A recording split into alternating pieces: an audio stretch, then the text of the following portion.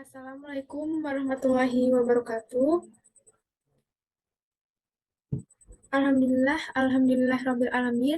Wassalatu wassalamu ala asrofil anbiya'i wal mursalin wa ala alihi washabihi rasulillahi ajmain. Amin. Yang saya hormati Ibu Tisna Syafnita MPD selaku dosen pengampu mata kuliah Kesehatan dan Gizi Anak Usia Dini. Di sini saya tidak akan memperpanjang mukadimah, langsung saja saya akan mempresentasikan hasil PPT yang sudah saya buat, yang berjudul Nutrisi yang Mengatur Fungsi Tubuh. Sebelumnya, perkenalkan nama saya Dinda Rahmadani dengan NIM 22022136. Baik, lanjut.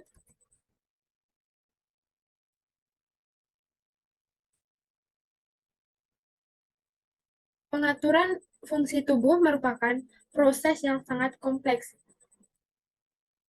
Meskipun banyak yang telah dipelajari tentang peran regulasi nutrisi, masih banyak yang belum diketahui.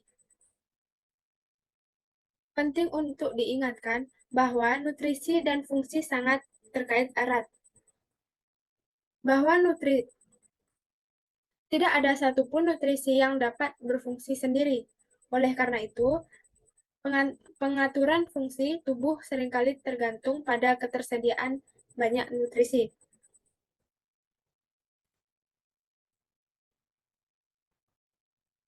Ada 4 kelas nutrisi yang terlibat dalam pengaturan fungsi tubuh. Yang pertama ada vitamin, yang kedua mineral, 3 protein, dan keempat air. Mari kita simak sama-sama materi tentang vitamin. Yang pertama ada vitamin sebagai regulator. Vitamin dibutuhkan dalam jumlah yang sangat kecil, namun sangat penting untuk fungsi tubuh normal. Meskipun masing-masing vitamin memainkan peran spesifik dalam berbagai aktivitas tubuh, vitamin-vitamin tersebut seringkali bergantung pada satu sama lain untuk menjalankan fungsinya.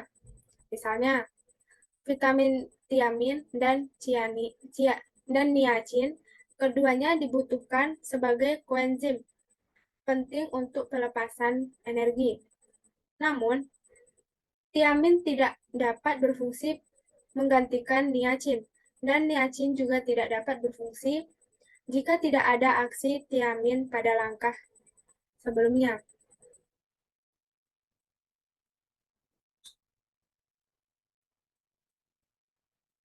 Vitamin juga dibutuhkan dan digunakan dalam jumlah tertentu. Kelebihan yang besar tidak memberikan manfaat apapun dan dalam beberapa kasus diketahui berbahaya. Misalnya, efek toksin telah lama diketahui akibat kelebihan vitamin A dan vitamin D. Para peneliti juga tidak mengidentifikasi kerusakan neurologis akibat konsumsi vitamin B6 dosis besar. Yang kedua yaitu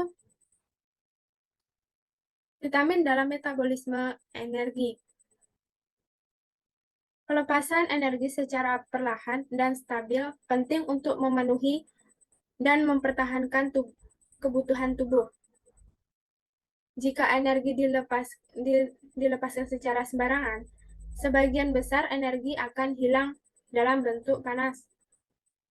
Karena anak-anak membutuhkan jumlah energi yang lebih besar per poundnya. Mereka tidak boleh kehilangan energi dengan cara seperti itu. Vitamin utama terlibat dalam pengaturan metabolisme untuk pelepasan energi adalah tiamin, niacin, riboflavin, asam pantotenan. Selanjutnya, ada vitamin dalam reproduksi dan pertumbuhan seluler. Dua vitamin yang sangat penting untuk pertumbuhan sel adalah folasin dan cobalamin atau B12. Kedua vitamin tersebut berpartisipasi dalam sintesis DNA dan RNA yang merupakan bahan kimia memberikan pola pembelahan dan pertumbuhan sel. Begitu pentingnya vitamin ini untuk pembelahan dan pertumbuhan sel, sehingga kekurangan akan segera terlihat pada jaringan yang sering diganti, seperti sel darah merah atau sel yang melapisi usus. Lanjut, yang keempat yaitu vitamin yang mengatur pertumbuhan tulang.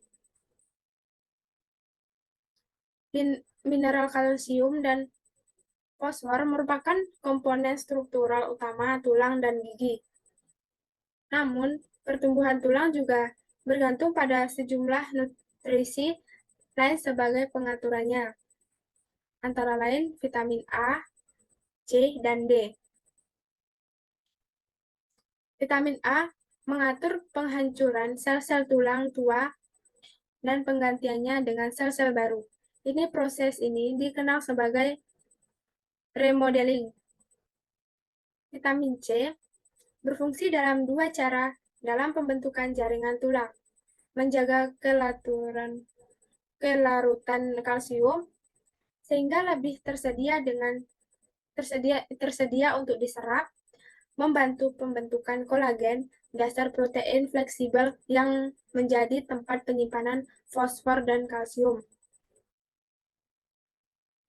Vitamin D diperlukan untuk penyerapan kalsium dan fosfor, unsur utama tulang dan gigi. Hal ini juga diperlukan untuk memastikan tingkat kalsium dan fosfor darah yang cukup yang memungkinkan pengendapan mineral ini di tulang dan gigi. Lanjut, vitamin yang kelima yaitu vitamin yang mengatur fungsi neuromuskular, di mana vitamin berperan dalam fungsi neuromuskular baik melalui asistensi neurotransmitter atau pembawa pesan kimiawi atau melalui pertumbuhan dan pemeliharaan sel-sel saraf. Lanjut, vitamin yang terakhir yaitu vitamin yang mengatur pertumbuhan darah. Beberapa vitamin berperan penting dalam pertumbuhan sel darah dan hemoglobin. Hemoglobin pigmen merah sel darah merah membawa oksigen ke seluruh sel tubuh dan membawa produk limbah karbon dioksida keluar dari sel ke paru-paru. Vitamin yang dibutuhkan untuk produksi sel darah merah dan hemoglobin adalah ada vitamin E, asam pantotenat, vitamin B6 atau piridoksin, folasin, vitamin B12, cobalamin. Lanjut materi mineral. Yang pertama, mineral sebagai regulator.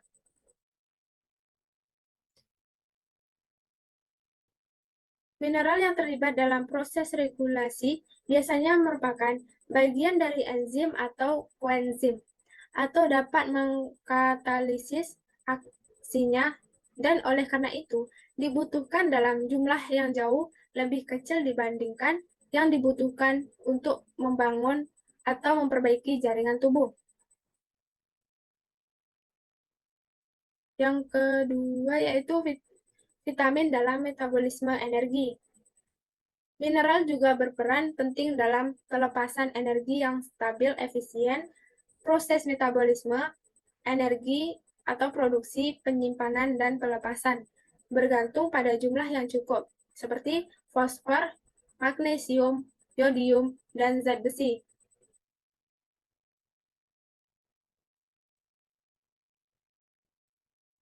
Lanjut, yang kedua yaitu mineral dalam metabolisme energi.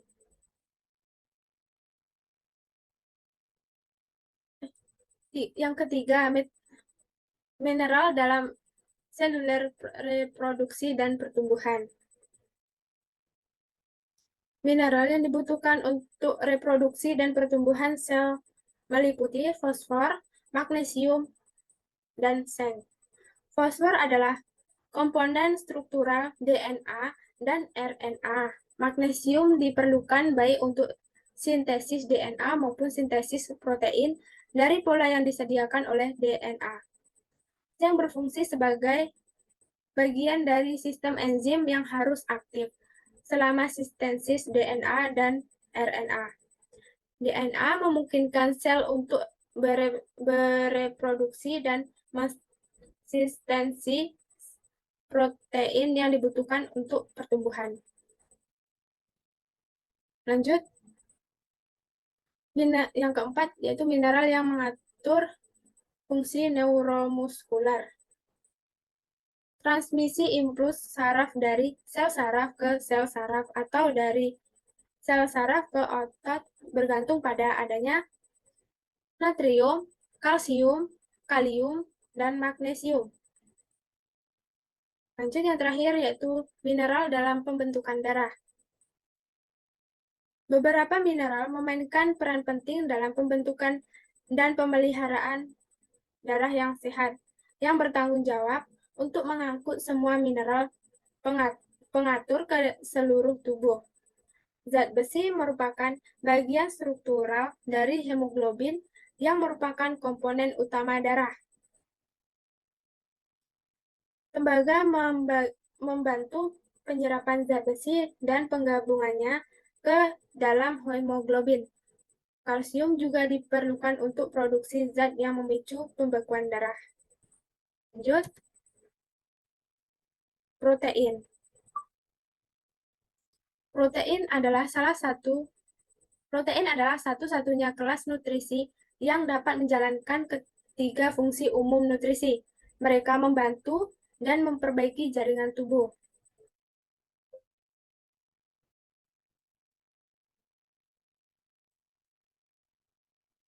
Mengatur fungsi tubuh dan menyediakan energi. Protein dalam metabolisme energi dan regulasi pertumbuhan. Protein atau asam amino merupakan komponen penting dari enzim dan beberapa hormon sehingga memainkan peran utama dalam pengaturan metabolisme energi. Tubuh harus memiliki pasokan protein yang cukup dan memproduksi enzim dan hormon penting. Lanjut. Air. Air berfungsi sebagai agen pengangkut utama dan terdiri dari seluruh cairan tubuh, termasuk darah, getah bening, dan cairan jaringan. Air juga berperan besar dalam membersihkan tubuh dari bahan lembah larut yang dibuang melalui urin. Sekian penjelasan materi dari saya. Saya akhiri dengan wabillahi taufiq wal hidayah. Wassalamualaikum warahmatullahi wabarakatuh.